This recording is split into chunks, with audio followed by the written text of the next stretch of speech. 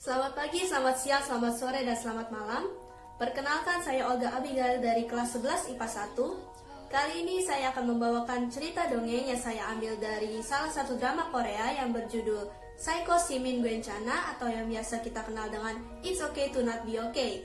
Drama ini diperankan oleh Kim Soo Hyun sebagai Moon Gang Tae, So Ye Ji sebagai Ko Moon Young, dan Oh Jung Se sebagai Moon Sang Tae. Drama ini dapat kalian saksikan di Netflix. Sebenarnya di dalam drama ini terdapat 5 cerita dongeng.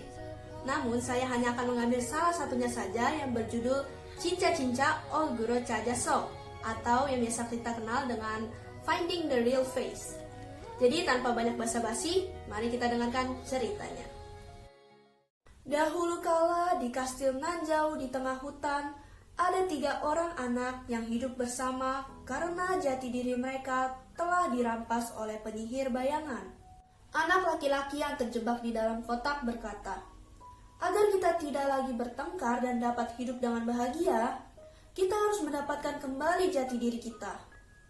Mereka pun menaiki mobil kemah dan pergi mencari jati diri mereka. Di tengah perjalanan, mereka bertemu dengan ibu rubah yang sedang menangis di ladang yang dipenuhi salju. Anak laki-laki yang bertopeng pun bertanya, "Bibi, mengapa engkau terus menangis?"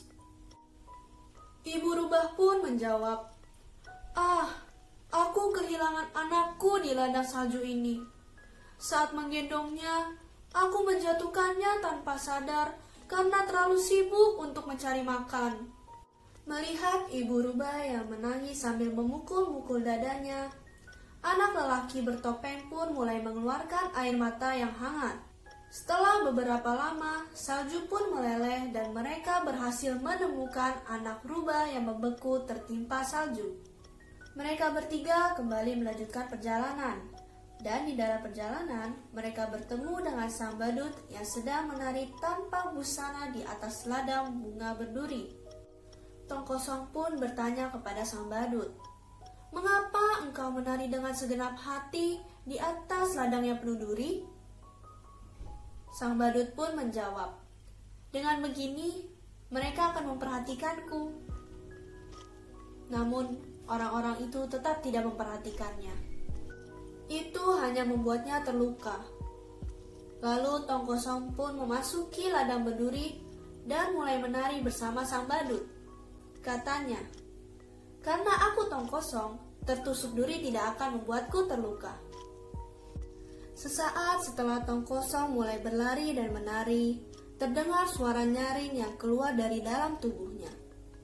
Orang-orang mulai berkumpul mendengar suara itu, lalu menonton mereka sambil bertepuk tangan. Mereka bertiga pun melanjutkan kembali perjalanan untuk mencari jati diri mereka yang hilang. Namun, di dalam perjalanan, penyihir bayangan yang jahat muncul di hadapan mereka.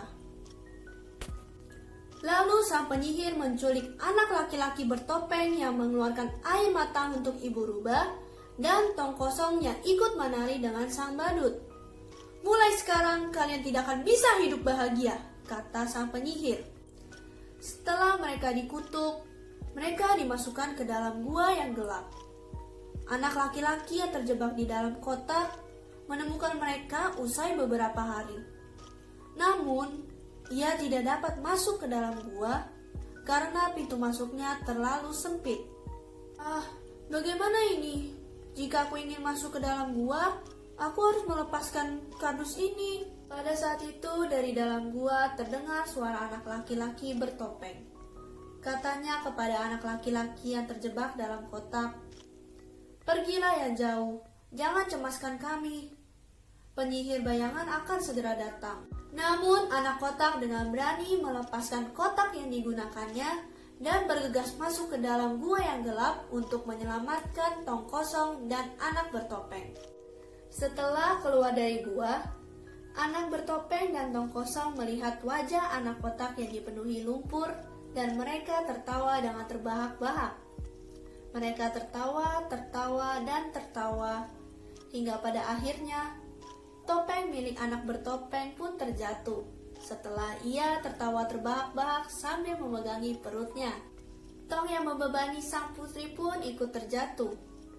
Melihat mereka berdua menemukan jati dirinya, anak yang berhasil melepaskan kotaknya itu berkata, "Ah, aku bahagia."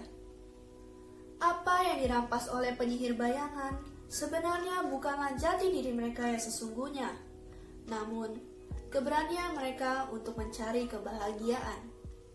Bagaimana cerita ini? Apakah cerita ini menarik? Saya harap Anda sekalian menyukainya. Sekian dulu cerita dari saya pamit undur diri. Mohon maaf bila banyak kekurangan. Terima kasih telah menonton video ini dan Tuhan memberkati.